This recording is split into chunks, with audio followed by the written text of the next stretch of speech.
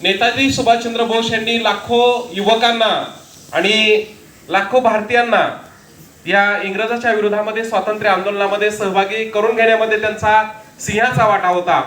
देशभक्ती काय असते, देशप्रेम काय असते आणि देशासाठी आपण काय केलं पाहिजे याचं ज्वलंत उदाहरण म्हणजे नेताजी सुभाषचंद्र बोस होत। अगदी तरुण वयात लक्षात घ्या, अत्यंत बुद्धिमान कुशाग्र बुद्धिमत्तेचे सुभाषचंद्र बोस, इतकी त्यांची प्रचंड बुद्धिमत्ता होती की त्यावेळेची इंग्रज जी इंटरनॅशनल परीक्षा घ्यायचे ती परीक्षा होती ICS। आता जसं भारतात IAS ऑफिसर होण्यासाठी UPSC घेतली जाते IAS IPS साठी, बरोबर आहे का? तसं त्या काळामध्ये ICS परीक्षा घेतली जायची आणि पहिल्या प्रयत्नामध्ये सुभाषचंद्र बोस ICS परीक्षा पास झाले आणि त्यांना फार मोठी नोकरी लागली असते, लक्षात घ्या।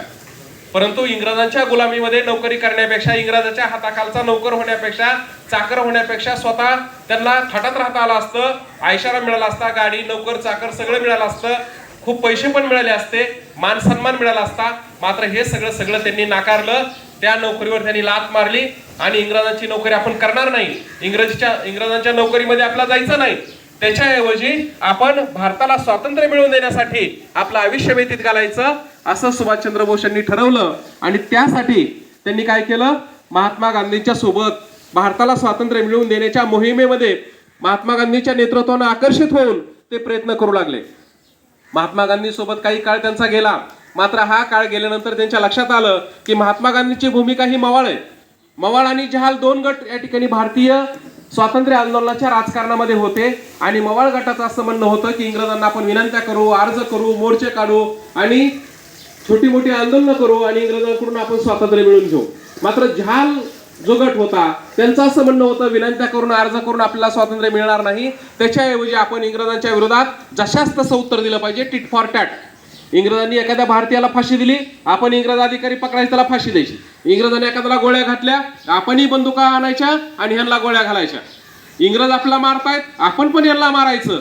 अशा पद्धतीनं जशास तसं उत्तर दिल्याशिवाय इंग्रज आपल्याला स्वातंत्र्य देणार नाही, त्याशिवाय आपल्याला स्वातंत्र्य मिळणार नाही असं नेताजी सुभाषचंद्र बोस यांचं मत तयार झालं आणि त्यामुळं महात्मा गांधीशी त्यांचे वैचारिक मतभेद झाले। आता मतभेद कोणाचे होतात? ज्याच्याकडे प्रचंड बुद्धिमत्ता असते, जो स्वतःच्या विचारावर चालतो किंवा ज्याला स्वतःचे विचार असतात आणि त्याच मार्गाने ते जायचं ठरवतात। सुभाषचंद्र बोस यांचं सुद्धा तसंच झालं की महात्मा गांधीचे जे विचार होते ते त्यांना चुकीचे वाटले। महात्मा गांधींच्या विषयी त्यांच्या मनात प्रचंड आदर होता, ते त्यांना गुरुस्थानी मानायचे, मात्र महात्मा गांधींचे विचार वेगळे आहेत, आपले वेगळे आहेत, त्यामुळे आपण आपल्या मार्गाने जाऊया, महात्मा गांधी त्यांच्या मार्गाने प्रयत्न करतील असं ठरलं गेलं। आणि नेताजी सुभाषचंद्र बोस यांनी काँग्रेस सदस्यत्वाचा राजीनामा दिला गेला आणि काँग्रेसमधून ते बाहेर पडले गेले आणि स्वतःचा फॉरवर्ड ब्लॉक नावाचा पक्ष त्यांनी स्थापन केला। आता हा पक्ष स्थापन झाला, स्वतःचा पक्ष स्थापन केला आणि हा पक्ष काही राजकीय पोळी भाजण्यासाठी त्यांनी तयार केला नव्हता किंवा त्यांना काही राजकारणात शिरायचं नव्हतं, त्यांनी एवढ्यासाठी केला होता की भारताला स्वातंत्र्य मिळावं या उद्देशाने त्यांनी हा पक्ष स्थापन केला। आणि हा पक्ष स्थापन केल्यानंतर त्या पक्षाच्या माध्यमातून कार्यकारिणी तयार झाली, सदस्य तयार झाले आणि नेताजी सुभाषचंद्र बोस देशाच्या कान्याकोपऱ्यामध्ये जाऊ लागले, दौरे करू लागले आणि लोकांना संबोधित करू लागले, भाषणाच्या माध्यमातून लोकांमध्ये जागृती करू लागले। त्यांच्या भाषण ऐकण्यासाठी लाखो लोक एकत्र यायचे आणि त्या समुदायाला संबोधित करताना इंग्रज आपल्यावर कशा पद्धतीने अन्याय करतायत आणि त्यांना हकलून देण्यासाठी काय काय करायला पाहिजे अतिशय आक्रमकपणे भाषण करायला त्यांनी चालू केलं। आणि त्यांच्या एका भाषणानं लोकांमध्ये परिवर्तन होऊ लागलं, लोकांच्या मनामध्ये त्या ठिकाणी वेगवेगळे विचार निर्माण होऊ लागले, देशभक्ती त्यांच्यामध्ये संचरित होऊ लागली आणि त्यांचा आत्मविश्वास वृद्धिंगत होऊ लागला आणि इंग्रज आपल्यावर करत असलेला अन्याय लोकांच्या लक्षात येऊ लागला। आणि त्यामुळे इंग्रजांना लक्षात आलं की नेताजी सुभाषचंद्र बोस यांना असं जर रिकामं सोडलं तर काही महिन्यातच आपला भारत सोडून जावं लागल, हे काही सोपं नाही, कारण सर्व 30 कोटी भारतीयांना भडकावण्याचं काम हा तरुण करू शकतो हे इंग्रजांच्या लक्षात आलं आणि इंग्रजांनी लगेच त्यांना अटक केलं, अटक करून तुरुंगात टाकलं। मात्र इंग्रज फार हुशार होते, कुटील होते, लक्षात घ्या। इंग्रजांनी 105 देशावर राज्य केलं ते फक्त आणि फक्त बुद्धीच्या जोरावर, कारण इंग्लंड आज सुद्धा महाराष्ट्र एवढा आपल्या महाराष्ट्र एवढीच लोकसंख्या त्यांची, मग एवढूच नाही, इंग्लंड 105 देशावर राज्य कशाच्या जोरावर केलं तर फक्त बुद्धीच्या जोरावर। त्यांनी आपली माणसं इथं नोकरीला आणली नाहीत, चाकर आणली नाहीत, काय नाही, सैनिक आणले नाहीत, काय नाहीत, आपलीच माणसं, आपलेच सैनिक बनवले, आपलेच पोलीस बनवले, आपलेच कारकून तयार केले, त्यांना शिक्षण दिलं आणि तेच सगळं त्यांचा कारभार बघायला, अधिकारी फक्त त्यांचे मोजके। भारतामध्ये एका वेळी 1 लाखापेक्षा जास्त इंग्रज कधीच नव्हते, मॅक्झिमम 1 लाख, लक्षात घ्या। पण 30 कोटी भारतीयावर 1 लाख लोक राज्य करून गेले. कशाच्या जोरावर? बुद्धीच्या जोरावर.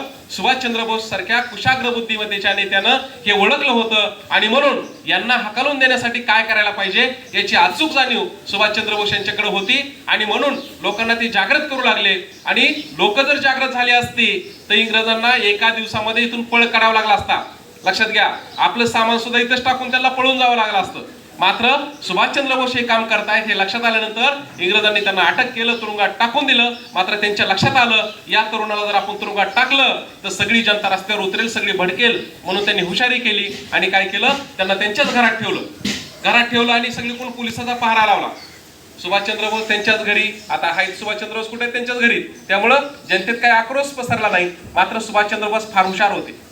त्यांना लक्षात आलं की आपल्याला आता इथून काय सुटका करत नाही. महिना झालं, 15 दिवस झाला, आपल्याला इथंच स्थानबद्ध केलंय. इथून आपल्याला चौकून पहारा आहे. आपल्याला बाहेर जायचं म्हणलं मार्केटमध्ये तरी आपल्यावर नजर ठेवतात, दवाखान्यात जायचं म्हणलं तरी आपल्यावर लक्ष असतं. त्यामुळं त्यांनी छत्रपती शिवाजी महाराजांची आग्र्याहून सुटका हा 34च्या इतिहासात आपला जो धडा आहे तो धडा त्यांनी इतिहासामध्ये वाचलेला होता. लक्षात घ्या, त्यांनी ते छत्रपती शिवाजी महाराजांचं संपूर्ण चरित्र वाचलं होतं. खरं पाहता सुभाषचंद्र बोस हे पश्चिम बंगालचे, छत्रपती शिवाजी महाराज महाराष्ट्रातले.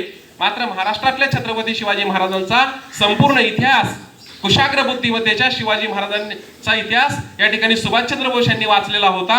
आणि त्यामुळं छत्रपती शिवाजी महाराज त्या ठिकाणी 10 लाख सैनिकांच्या हातावर आणि औरंगजेबाच्या हातावर, हिंदुस्थानचा सम्राट असणारा औरंगजेब त्याच्या हातावर तुरी देऊन त्या ठिकाणी कसे हुशारीनं आणि बुद्धीनं त्यांच्या पहाऱ्यातून निसटले हे त्यांनी वाचलेलं होतं, सूक्ष्मपणे वाचलेलं होतं. आणि त्यांनी ठरवलं, अरे इथं ते एवढून छटाकवर पोलीस आहेत, बरोबर आहे का, असतील 5-50, आपण इथून निष्ठून जायचं, इंग्रजांच्या तावडीतून निष्ठायचं आणि भारताला स्वातंत्र्य मिळवून देण्यासाठी डायरेक्ट कुठं जायचं? जर्मनीला जायचं, जिथं अडॉल्फ हिटलर जर्मनीचा हुकुमशहा हा इंग्रजांचा शत्रू आहे, त्याची मदत घ्यायची आणि त्याच्या सगळ्यांना आपण भारताला स्वातंत्र्य मिळवून द्यायचं.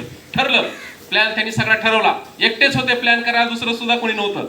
छत्रपती शिवाजी महाराजांसोबत भैरजी नाईक होते, इथं सुभाषचंद्र बोस यांना मदत करायला कुणीही नव्हतं. मात्र प्लॅन ठरला आणि प्लॅन ठरल्यानंतर त्यांनी काय केलं, मी आजारी पडलोय, मला कुणी भेटायला येऊ नका असं सांगितलं. छत्रपती शिवाजी महाराजांनी तसं सांगितलं होतं ना, मला कुणी भेटायला येऊ नका, मी आजारी पडलोय, बरोबर का. मग या ठिकाणी सुभाषचंद्र बोस यांनी काय केलं, दाढी वाढवली. दाढी वाढल्यामुळे 15-20 दिवसात त्यांची दाढी चांगली वाढली होती, त्यामुळे आता ती ओळखू येणं गेले.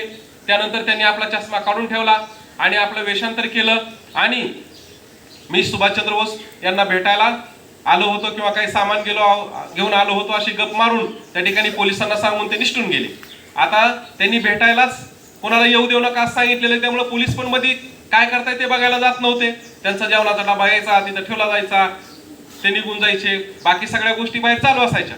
मात्र 2 दिवसानंतर पोलिसांना संशय आला, अरे मध्ये काही हालचालच दिसत नाही, जेवणाचा डबा पण एक दिवशी बाहेरच दिसला. ते मध्ये डोकावून बघितलं तर सुभाषचंद्र बोस तिथं नव्हते. तोपर्यंत 2-3 दिवसामध्ये सुभाषचंद्र बोस त्या ठिकाणी निष्ठून त्या ठिकाणी आताचा पाकिस्तानला गेले होते, तिथून अफगाणिस्तानला गेले होते, तिथून काबूलला जाऊन काबूल मार्गे ते पाणबुडीनं त्या ठिकाणी जर्मनीला गेले होते. बघा, त्या काळात दुसरं महायुद्ध चालू होतं. 1 सप्टेंबर 1939 ते 30 जानेवारी 1945 या कालावधीमध्ये जगामध्ये दुसरं महायुद्ध पेटलं गेलं होतं आणि या युद्धामध्ये जवळपास 16 देश सहभागी होते आणि सगळीकडे रणकंदन माजलेलं होतं. आणि जर्मनीला जायचं म्हणजे जर्मनीवर कोणाकोणाचं लक्ष होतं? जर्मनीवर लक्ष होतं, अमेरिकेचं, इंग्लंडचं लक्ष होतं, रशियाचं लक्ष होतं. अशा परिस्थितीत तिकडं जायचं काही सोपं नव्हतं. समुद्रामध्ये जे मार्ग होते, सागरी मार्ग, तिथं खाली सुरुंग पेरले असायचे, बॉम्ब